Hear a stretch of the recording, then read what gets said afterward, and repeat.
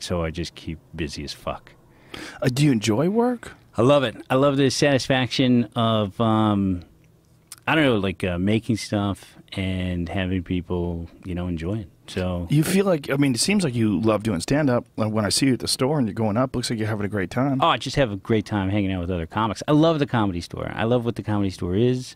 I love what it always has been. I love how it's had this resurgence. I love the fact that they don't let everybody in there. Yeah. Yeah. Isn't that great? It is great. There's a lot of people that are trying to get in there, and they're like, nah, we're good. Yeah, and there's a lot of comics that you think are great. Mitzi had a weird thing, like she didn't pass Louis. Like that's crazy. And then there was gatekeeper Tommy there for a while who wouldn't pass, like was holding the torch for Mitzi and what her, when he had a weird thing with black guys. Like he's like, he was not the best dude. But now this Adam Agate has come in. I'm being so polite. Weird thing with black guys, I yeah. guess. So, but then I love the fact that like me and you got to hang out at that back bar. Like that they made that for us. Yeah. It was really fucking smart. That's within the last 2 years. They made this, if you guys don't know what we're talking about, they made this video room that was just a room in the back behind the kitchen. And they said, the comics love hanging out here. Let's create a special little back bar just for the comedians and their friends. And we get to have conversations in there. And you had some weird thing. Somebody told me the other night when I was in there, like, fucking some chick was in here taking pictures. No, she was filming. Oh, yeah, you She can't was do filming Santino and I having a conversation. And Brian Redband caught her filming. Yeah, you can't do that. Yeah, See, that's the place where you can't do that. But Like, it's a private bar. Yeah. Like, you're not even supposed to be back there unless you're a comic or a friend of a comic. Exactly. So, and that's great for us because, I enjoy talking to people as much, but sometimes it just gets overwhelming. And then also, I want to have a conversation with you or any of my friends. A real one. Yeah, a normal conversation where you can talk at length to somebody, and you can't do that. And it's like you're getting interrupted nonstop. Just again, happy to. I'm still the type of guy after shows. I'll go out, say hello to everybody, talk, and. But when all my friends are around, that's one of the great parts about the Comedy Store. And again, another part about the Comedy Store is that you have to get passed. You have to be a paid regular. Yeah. Love it. It is also there's a bunch of hot spots there where you get stuck. Like if you're trying to do your set and you're leaving the back bar and you're trying to get to the OR and you're going through that hallway, you'll just get stuck by people with cameras. They just want to take pictures. They just wait. They're just waiting like owls, ready to swoop down and snatch a rabbit. They're just waiting. There's Al's Magical. And they just, Al, can I get a picture? Can I get a picture, Al? And you're like, I got to do my set. And you're like, literally walk on and say, just real quick. Like walking to the stairs, I've seen it. Yeah.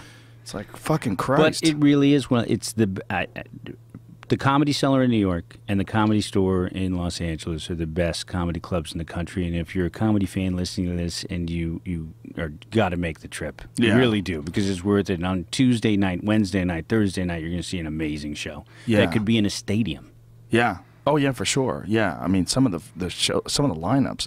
Like you guys have a show there next Wednesday, All Things Comedy. It's you, Burr, Kreischer. Who else is on? No, I'm actually not even on it because I got to go to Mexico. Oh. But okay, no, it's Bert and Bill, and then a couple other ATC comics that you're not going to see. But the last one we did, you did, and then Sarah Silverman was on it. Yeah. And it was you, Sarah Silverman, Eddie Pepitone, like this great mix. I think Burr was on that one. Yeah. Yeah.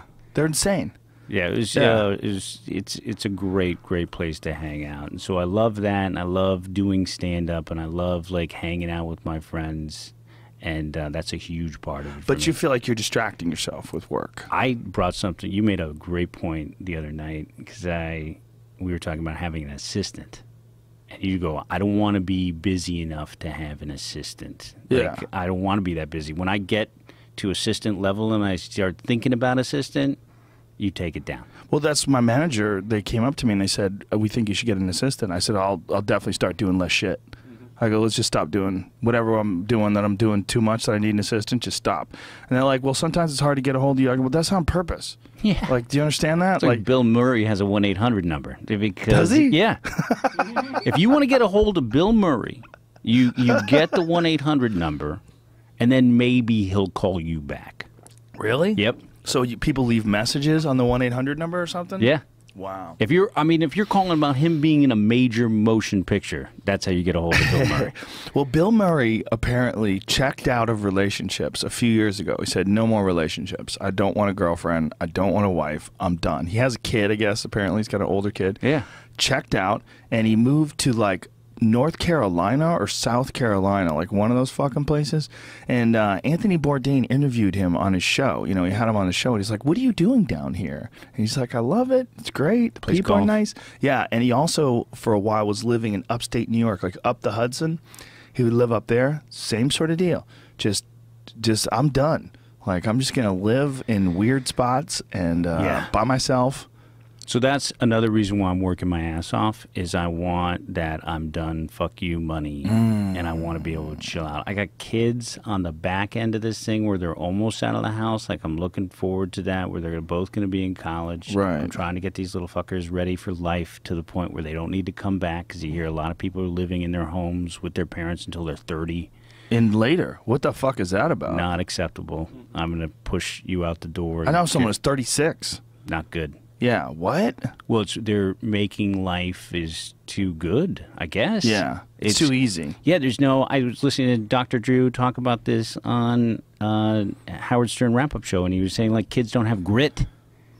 Grit. Kids need fucking grit. Oh, I associate Dr. Drew with grit. Well, it's just, he knows about... hustle, and he goes, my kids are coddled, but he thinks the only thing is the educational system. Pushing education makes somebody work their ass off. If you don't have that inner drive, and a reason, like, getting with me, and this was where also, I don't see a therapist, I probably should, because I got a lot of shit going on, but fucking, my mom was cleaning houses, making $6 an hour. My dad, Teamster, warehouse foreman, and they, were poor growing up, lower middle class, and then went to the school. He sent me to a school in San Francisco with all these rich kids. So I was in all these rich houses, and houses in, if people know San Francisco, Pacific Heights is really nice. And it's sold. Now it's like fucking $12 million houses, and that's where we were hanging out. Yeah. Parents would abandon them on the weekends, and we'd have run of these fucking houses, just crazy. Like, my buddy broke a $25,000 vase. We're like, let's get the fuck out of here. What the fuck are they gonna make us pay for it? And we were in all these. I was like smoking some guy's Cubans, sitting in his chair. And so I'm a kid from the inner Sunset District who shouldn't be in all these places, but I think that's what lit a fire under my ass, because I'm working for my mom. Eventually has this great rags to riches story where she was working at this company, and then she became an account rep, and then she became the head account rep, then she became the vice president, then she bought the company and quadrupled the company in size. Wow. And that's where I went to work for her. Even though I wanted to be a stand-up comic, I go to work for her. I am firing people for a living, which is a whole nother fucking thing. And just, I really was forced into this very tough. My dad and my mom were very fucking brutal. Half Mexican, half Sicilian. That's what I am. And then my mom, Sicilian, like just the youngest sister with all boys in the family. Just a brutal lady who's like, like, can't tell me how many. I tell you how many times she said, like, fuck them, just fuck them. Like, okay, they're gonna, just a client giving her shit. Like, no, fuck them. And they don't appreciate me, fuck you. And like that. It's like, so was like that with us. And then my dad, same thing. They found each other for a reason, because they both have that attitude. And so I was working there, and then I was supposed to be this eldest son taking over this family business. So when I met you in 1999, you came up to my apartment, which was in Telegraph Hill. It was a nice fucking apartment. I'm like the opener with a great place. And I had a wet bar. Remember when he came? Yeah, you had a cool spot. Yeah, we smoked pot and watched old Oprahs. Old Oprahs, she had big hair. Huge hair, no work done at all. No. Just old Oprah. And we were just baked watching fucking old Oprah. I had just met my wife at that point. And so, it's 1999. And I was working a regular job. So I would do shows.